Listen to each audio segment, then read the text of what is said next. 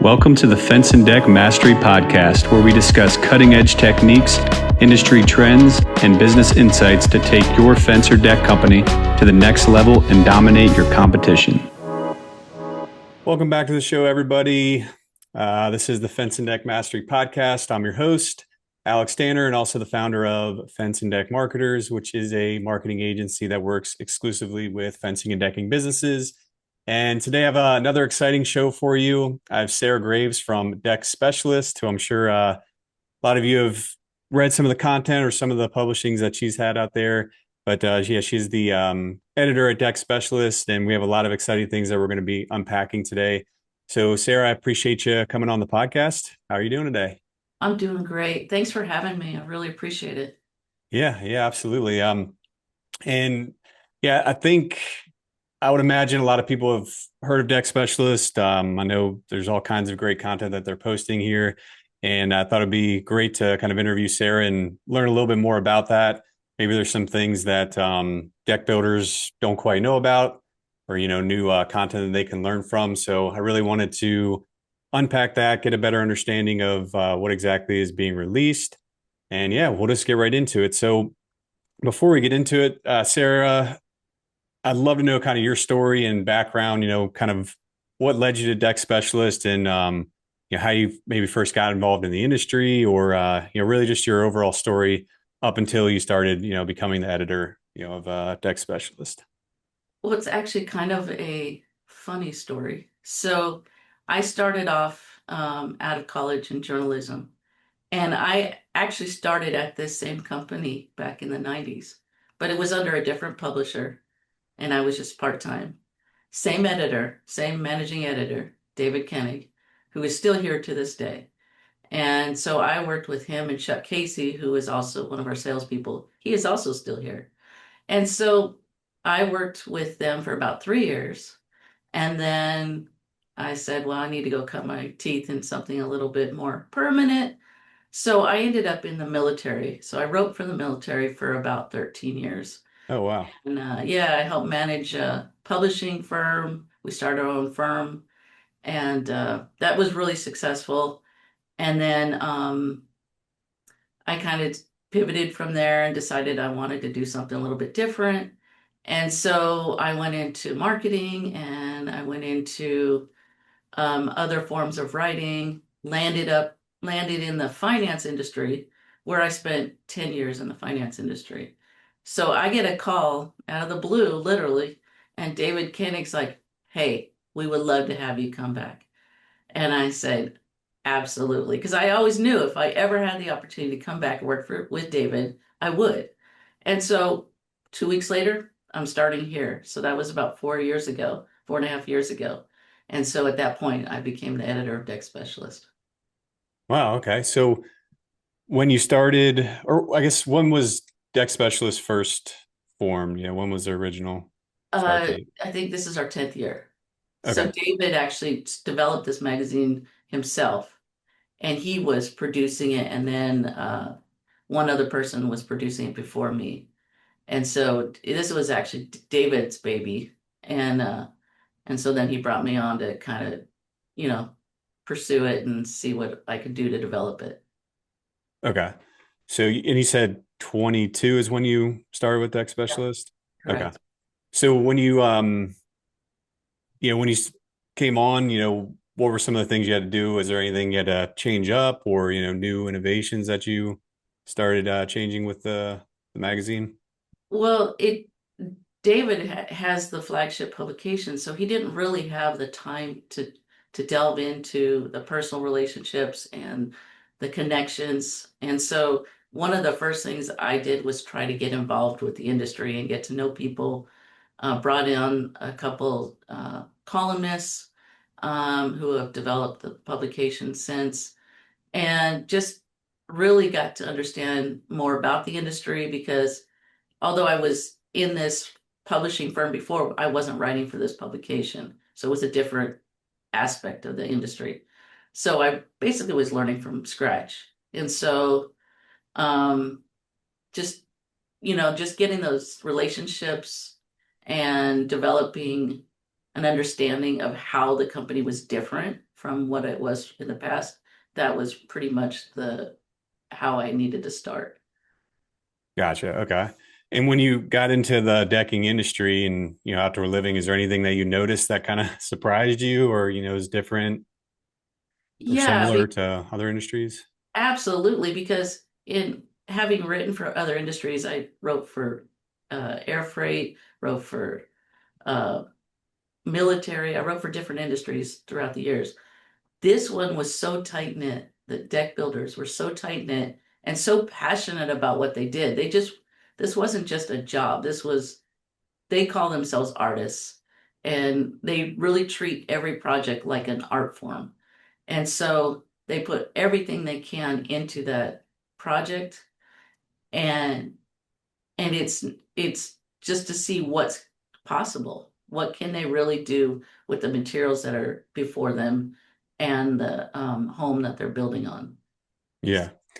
Yeah. I think that's a good way to describe it. I mean, you look at like a roofer or something, there's nothing, well, they might disagree, but, to me, there's nothing that, crazy that you can do with a roof overall. I mean, I guess there are, but with decking, it's basically most things are pretty unique. There's always some new innovation that deck builders are pushing and doing something different, whether it's bending boards or the inlays, all kinds of stuff. So I think it's kind of a good way. And I agree when I got into the decking, when I was just focusing on the decking industry and went to the conferences, I didn't even really think about it to that level going into it. I kind of just thought about it as just another thing related to construction. But I'm a big outdoorsman, so it was cool to see how crazy some of these designs are. Especially when you go to the expos or the Nadra Summit and some of the award winners. It's just unbelievable. So okay, so and do you go to a lot of the events each year? I do. I do. It's actually a really good opportunity. We do some um, on-site events where we'll do like speaking panels and so forth, especially at Deck Expo. Our whole crew will go to IBS every year and represent all the different publications that we have. So yeah, I try to go as often and as many places as I can, as people will invite me. I went to Trex, I don't know, a couple years ago and was able to check out their campus, and that just opened my eyes to really the composite world, the composite decking world, and what is being produced out there and exactly how it's being produced and and how those deck builders, have a greater understanding of what that material is capable of in touring that campus. Yeah. Do you stay pretty close and in tune with manufacturers and different, products and that and kind of have people that to stay in touch with or Constantly. I yeah. mean, as constant as I am in touch with the builders, I'm in touch with the manufacturers. So they Okay. understand that we're here to communicate everything they're doing and everything that builders are doing. So we're the conduit between the two. And Yeah. so we see ourselves as, informational resources. So tell us everything you have. Tell us who you're working with. Tell us what materials you're introducing, what products.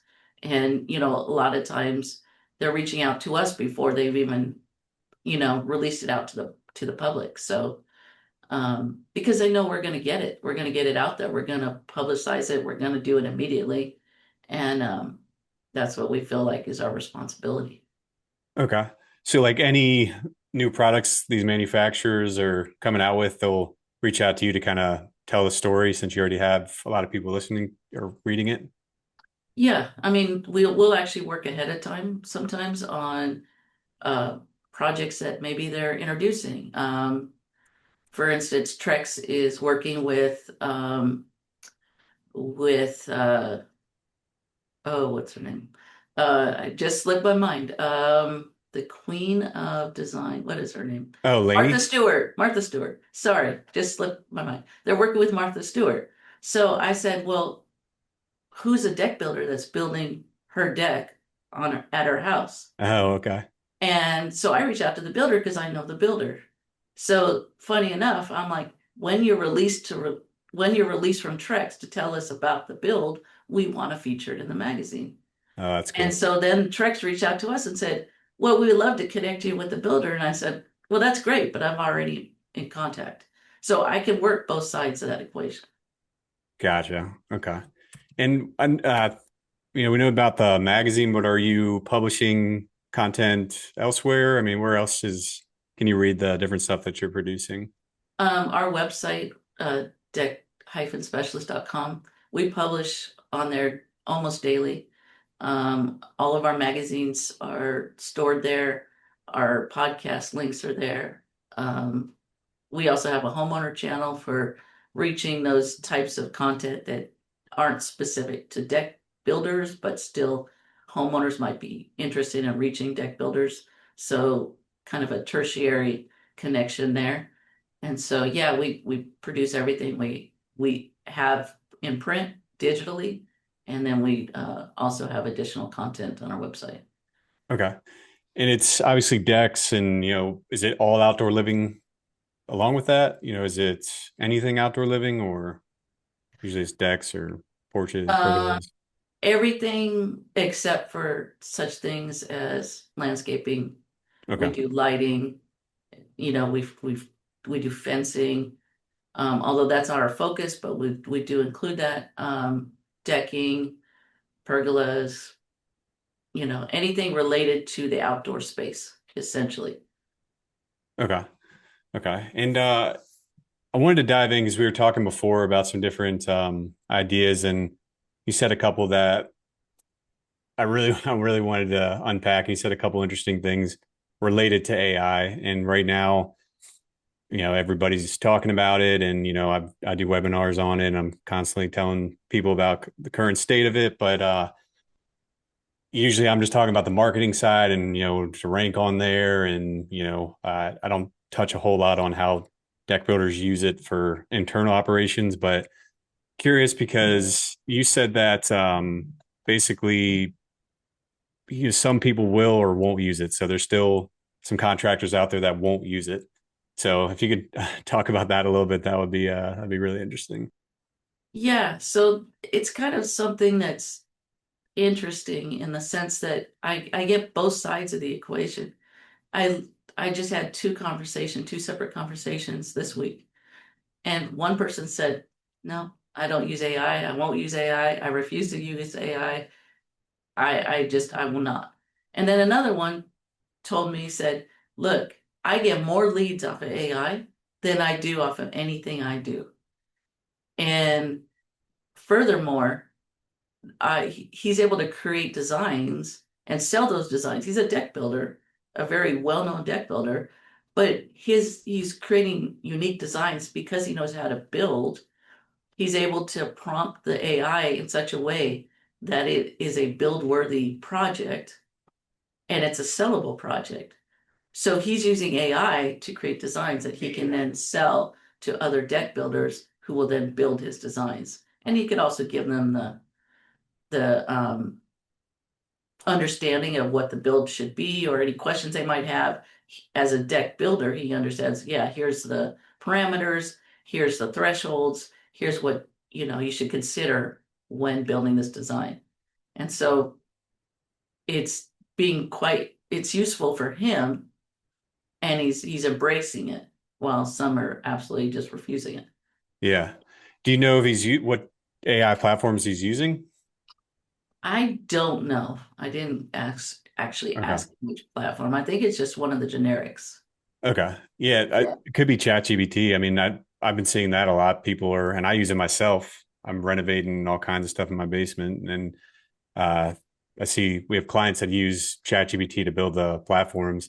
We've tried using it internally, but there's like, there's always like something little that we miss that a builder would like, you know, not have done if they're building it. There's just like little nuances, but overall, I mean, it's incredible what you can do. I mean, absolutely insane how you can build out these projects and how you can take a picture of your own backyard and tell it to basically change it up to look, put on new timber tech boards or Trex, whatever, put on certain railings. You can literally just take a picture of anything and just say, hey, replace my deck with this. I played around with it quite a bit with my own deck because we're thinking about getting it redone. It's unbelievable. I mean, it seems like it just started too. It doesn't seem like this is, something that's been around a while. So it's kind of crazy to think of what it will be in, not too long. But uh Well, it's kind of interesting is there's a part of this that you have to remember. AI cannot create the exact design. So if a person is using AI to create a deck build, they really only have one shot at it because any future renditions of that same project in AI will be altered yeah. because it doesn't, even if you prompt it not to change anything and to keep it, it just inherently does that. And also, if you have trained it, it will pull from previous projects. So you run the risk of it including, you know, additional items into the second rendition that weren't in the first and had nothing to do with the project. They may be completely a different project. So this particular deck builder, what he did is he poured all of his projects into AI.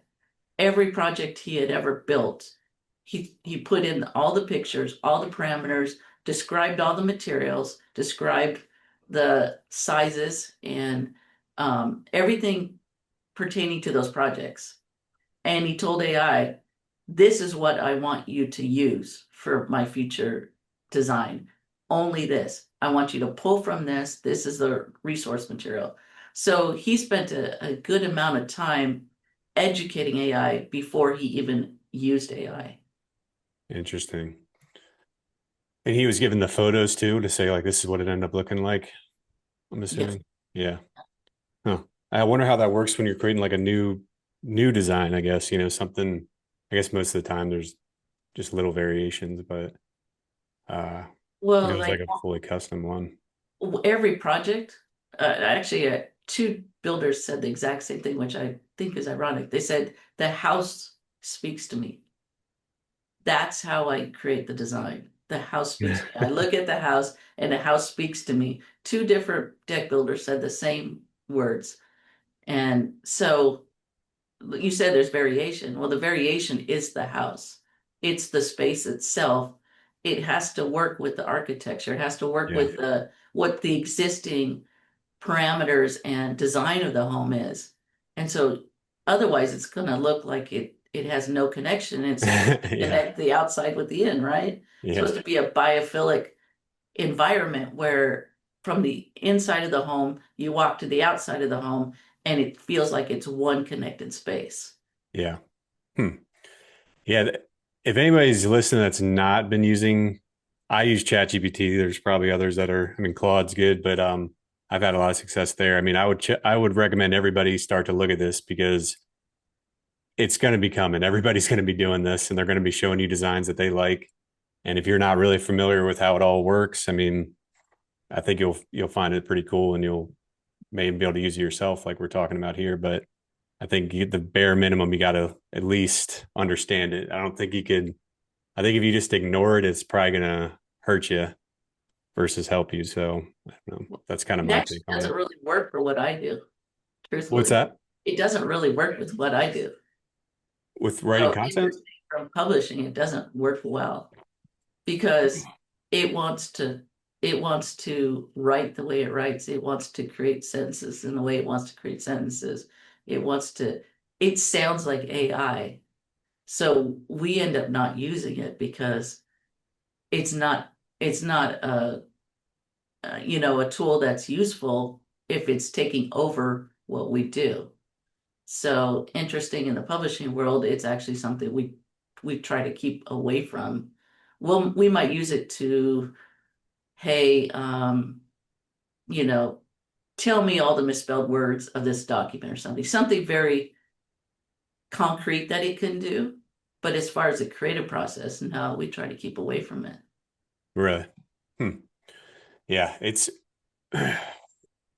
it's tough to I see what you mean. When you get like AI, just you can just tell it's AI generated content if you're not careful, just with the dashes everywhere or the hyphens or whatever.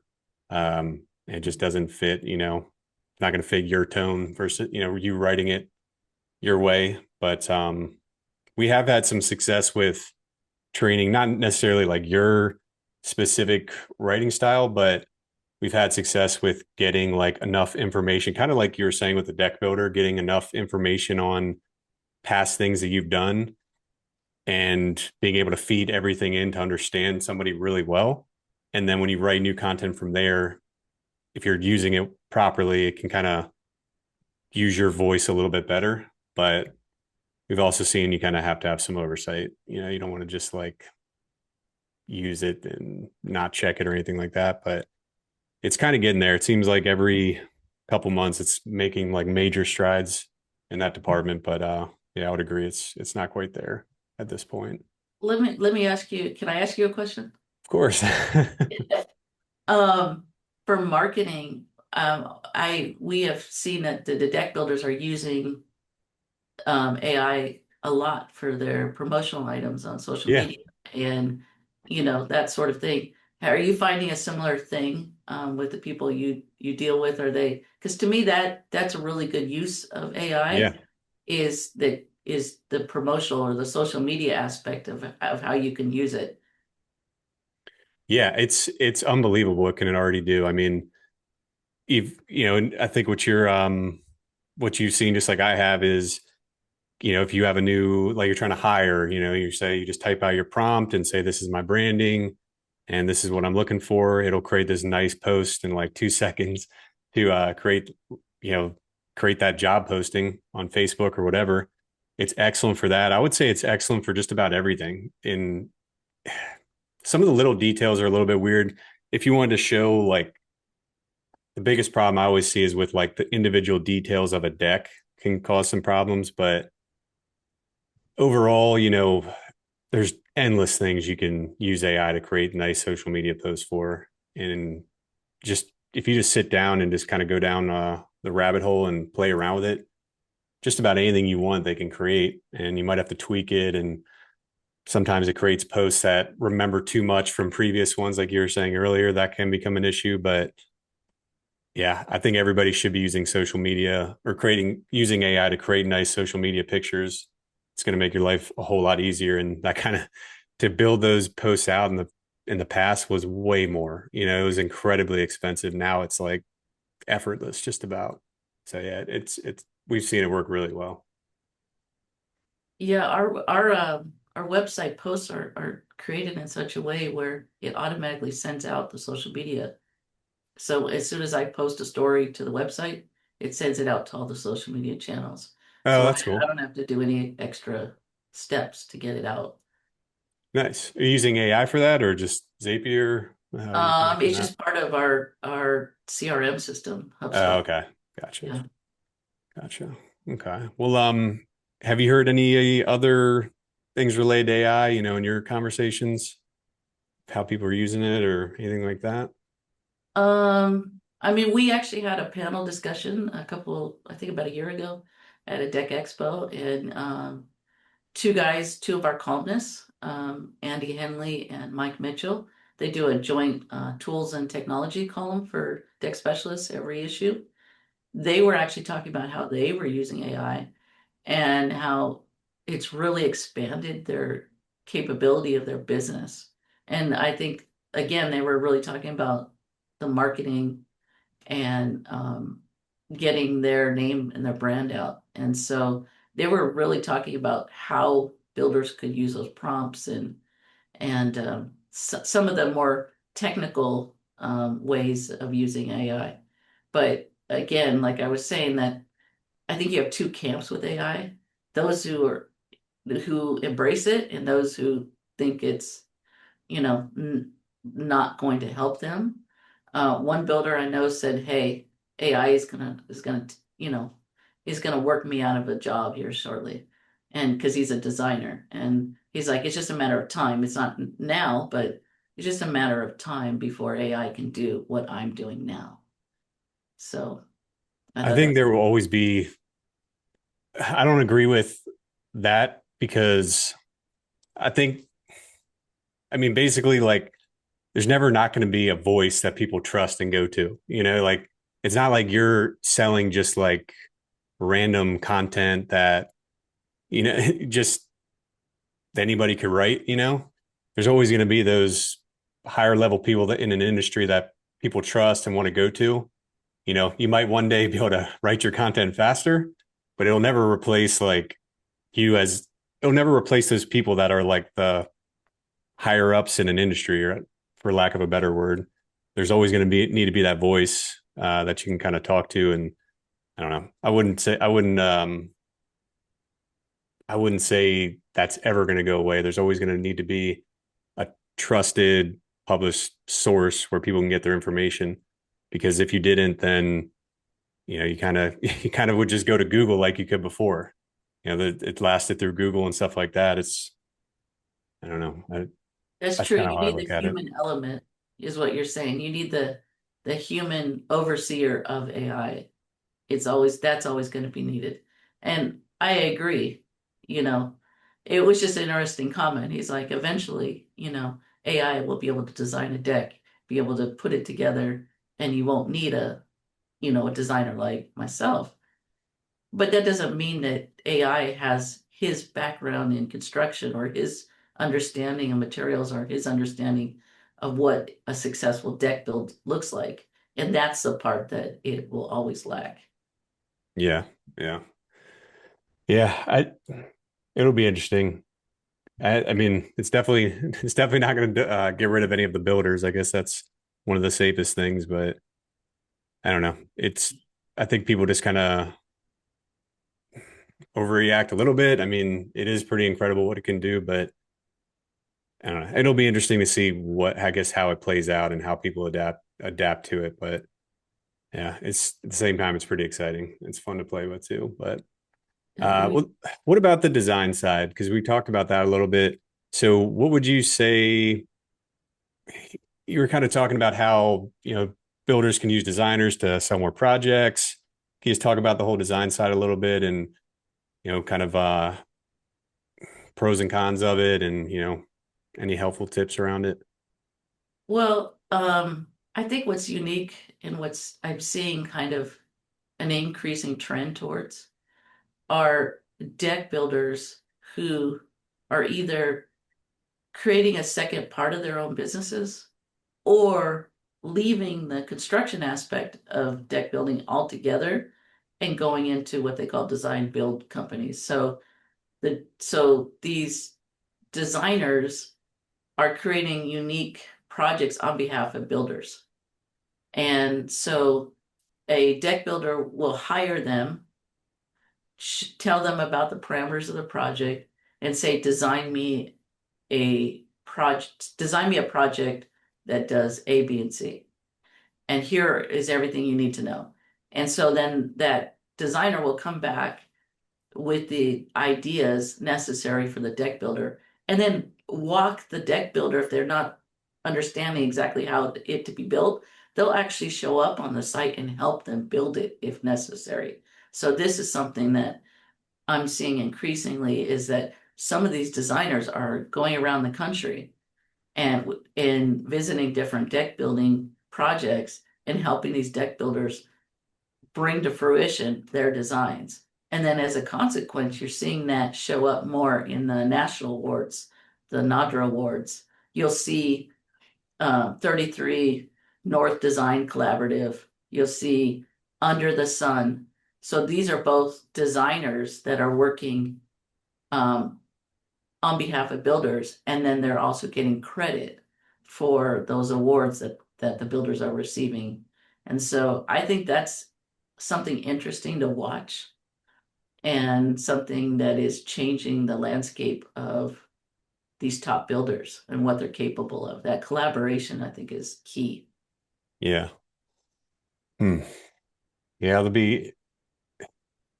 But are the designers that you've talked to, are they changing up what they've done in the past like year or so? I mean, are they utilizing different tools, or I mean, I know that there's all these like different design tools. I can't really remember the names of them, but Yeah.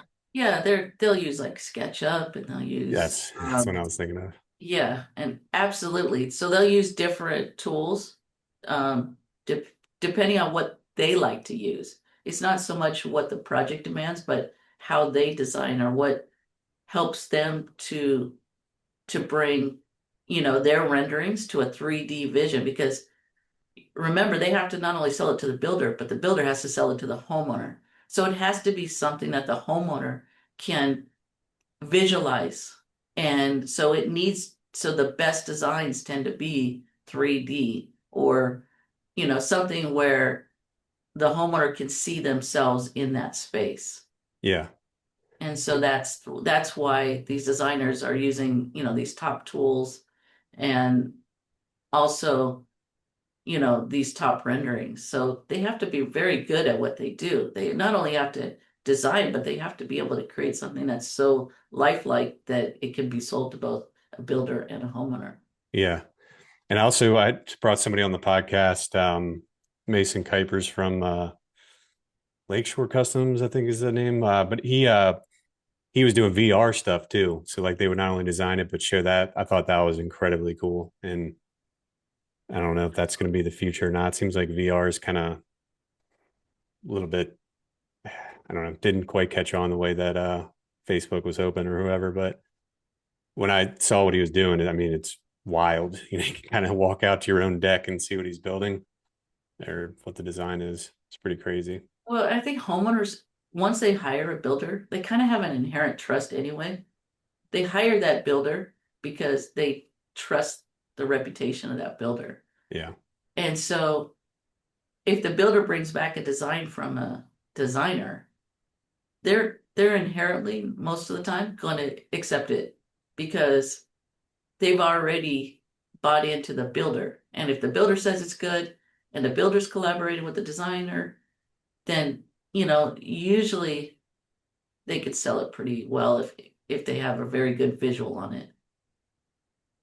Yeah. Yeah. I think that kind of ties into what we were saying about like, you writing the content. The trust factor is always so important because nobody really trusts AI, I guess, that much. So if you're going to be, and I guess just the reputation, if you build a reputation of building these incredible decks and have these amazing designs, they're more people are going to feel more likely they're going to get what they want, the job done well by using that person versus somebody else. So Absolutely. I don't think that'll ever change. And then, of course, marketing is what I love talking about. But we were talking about that a little bit here too in the beginning. But what do you what do you see with you're talking to a lot of deck builders. You're involved really a lot in the industry. Anything you talk to with marketing, maybe kind of what you've seen work well for people you've spoken with, or anything related to that? Yeah. Well, I think what's interesting is, like I was mentioning that one deck builder, how he, when he was putting in all of his details into AI, right? And this was to create designs. It wasn't for him to market. But interesting enough, that data was captured. So he started getting leads. His phone had not been ringing until he started doing that. And he said, I am the best deck builder in this region, right? That's what he told AI. He prompted AI, I am the best deck builder in this region. I am the top builder in this region. And every time he prompted AI, he said that, I am the deck builder, the best deck builder in this region. AI captured that. So when a homeowner started searching, I'm looking for the best deck builder in this region, AI returned his name. And instantly he received two projects, like almost immediately after he did that. Two project leads just from his prompting AI. He didn't do that via social media. He didn't do that via any marketing channels. He simply was doing his own prompting in whatever ChatGPT or whatever he was using. But because there's such integration and AI goes across all channels, it became a marketing tool for him. And he started getting business that way. So he confirmed like from those leads that they searched on ChatGPT. Yes. Interesting, because it's not supposed to work like that. Yeah. uh, Well, I think there's things we don't know about. yeah, yeah, that But one's they were, interesting. yeah, they were in ChatGPT saying, who is the best deck builder in this region? So they were also prompting ChatGPT. They weren't on social media and they weren't online. They were in their chat. And because what I think people don't realize is chat holds on to that information, it becomes part of their database and it can be used as a return on somebody else's chat.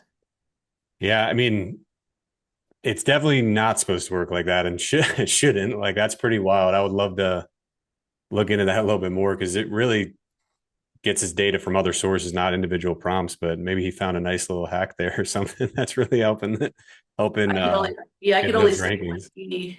what he was able to, decipher after talking with the leads and right and how Yeah. they found him. And they said they were prompting ChatGPT Huh. and his name came back. And so, for whatever reason, it was raising his name in the Google ranking. So when they prompted, his name came up. Interesting. Hmm. Yeah. So I don't know how that works, but it's quite clear if you're not on marketing, you're not on social media, and you're not doing any of that, and people are prompting, and AI is returning your name, and it hadn't been returning your name before. I don't know. I don't know if you could prove it, but it's certainly interesting. Yeah. Hmm. Yeah. Might have to talk to that person a little bit more because I haven't heard that one before. But yeah, it's only going to get bigger. As of right now, AI searches and where the leads come from, it's very minimal compared to Google, but it's projecting to get bigger and bigger and bigger. So it's definitely something you got to pay attention to. Uh, is there anything else that you've kind of noticed? I mean, with everything you've learned and met all these people, is there anything that's really stuck out with the deck builders that are just doing amazing things and growing the business? Is there anything that stands out for those more prominent builders that you've talked to versus ones that you maybe haven't, or any kind of similarities that might help whoever's listening to get to the next level if they're trying to do that? Yeah, I think that, well, interesting. I was talking with a builder this morning, and he he was saying that he was talking with another builder, and that builder was saying, I started marketing my company, I started doing this, that, or whatever, and now the success is so great that I can't keep up with the business. He said, I wasn't prepared to grow this fast. And um, and then another deck builder was saying, look, I only want to grow to this level. I could grow my business if I wanted to, but I don't want to. I'm comfortable with where I'm at. And I think that that is a good thing, but you also have to, show caution with that you can grow too quickly if you put your name out there too much, and if you're not prepared to market yourself on to a level where you're going to have to grow your company, then pull back on your marketing, you know, tactics, or choose how far you want to take your marketing and how much you want to grow. Because this one builder was saying, I'm going to have to tell these people that I can't grow this fast. I don't want to hire another salesperson. I don't want to hire more staff. I'm not prepared to do all of that. I can't build enough to keep up with the demand. And so, yeah, it's good and bad. It's kind of a two-edged sword, right? It's good with the bad. So Yeah. I think that's what deck builders are seeing is they can position themselves in such a way where they can grow so fast that they're not prepared for it. And and some are so well positioned that they're choosing not to grow their companies any further. They're comfortable with the level of the number of projects they're building each year. And one was telling me, hey, I go on 100 sales calls a year. He said, I pick 25. He said, because I only want to build 25 projects in a year. He said, of those 25, he said, I might only build maybe 10 of them. He said, because that's all I want to do. So he going into these appointments, he knows this is the growth I desire to have this year. And so I will cut off, my marketing efforts. Yeah. It's a good point. I mean, there's no sense in having all these leads if you don't if you don't want them or you can't handle them, I would say anybody that's doing marketing, make sure you're starting it with somebody that's creating a plan based off of your goals, like not just kind of throwing out there whatever they think for no apparent reason. Like they should have some kind of idea of what will really get, you know, what the marketing they do will get a certain number of leads. It's not going to be exact, but there's no sense in like throwing all that gas on a fire if you're going to, if you're not really trying to grow or anything like that. I mean, if you're not trying to grow, you might not need marketing at all. Uh, but that will say that's one of the top things I do here. If I show like when I'm talking to a deck builder about growing too fast or I couldn't handle it, that's very common. What I always say is, yes, you don't need to do more than you want, but what are your margins? Like if you're getting, pretty low margins, why not get more leads and then increase your margins and take the jobs where you actually make money? Like instead of just jumping onto the job to keep people busy, like if you have that consistent lead flow, just like you said, Sarah, with the 100 leads down to 10, that's what I would be doing. I would just, stick to my pricing. Don't have your crews going on a job to just do work and get things done to keep them busy. You can use marketing to get more and more leads and ideally better leads. So that way you actually make solid profits on it and not just, robbing Peter to pay Paul kind of thing. But And you get to pick what you want to yeah, design and to build, right? yeah, So you end up being in the driver's seat more in that regard yeah, because, it's like, no, that's not going to push my skills. No, you could really hone in and focus in on those 10 projects and really put your artistic, your spin on it and really create something unique. And so, you know, I guess it makes it fun. We had one deck builder and I think he only built one project every 6 months, two projects a year. jeez. Yeah, he won the top national award in our industry last year. Oh, Dr. Dex, Yes. Casey. Yeah, he's our client. Yeah. We were, So, yeah, yeah, so he he's, was saying it took me 6 months to build that one project. Kiki, yeah, right? that was a fun one to follow too. Yeah. But I mean, that's what this other deck builder in San Diego, I think his project took him 3 years, and so sometimes, they focus everything into a project and it becomes a personal project, Yeah, you know. yeah, for sure. Well, as we're getting to kind of the end here, what's the best way to, maybe get register with the magazine or just learn about Deck Specialist if anybody's interested? Yeah, our website is probably the best, deck-specialist.com. Or we're also on social media. You can see us under Deck Specialist on most channels. And yeah, you can just reach out to me through those channels. I'm on them. I follow them. You can message me. You can, send a message through the website, anything like that. Okay. All right. Well, I think that about does it for the questions for you, Sarah. I appreciate you coming on here and sharing all this. It's always fun with this industry. There's just so many different branches, whether it's, publishing, marketing, vendors, manufacturers, of course, the builders, there's just so many different branches. So I try to have good conversations with everyone. And I think that's exactly what we did today. So appreciate you sharing all of this. And hopefully we'll see each other at the one of these shows coming up here. It sounds like we will. But yeah, go check out Deck Specialist if you haven't heard of it. A lot of good content that goes on there. And going forward with the Fence and Deck Mastery podcast, we'll continue having a lot of a lot of episodes coming out here shortly. So stay tuned for those. And at the time of recording, we're almost in August. So if you're trying to get ramped up and ready for next year or trying to finish strong, feel free to reach out to us and we'll happily go through kind of what your goals are and create a custom plan for you if you're interested. So that's about it. Sarah, appreciate you coming on here, and hope you have a great rest of the year. Thank you so much. It was my pleasure. Thanks.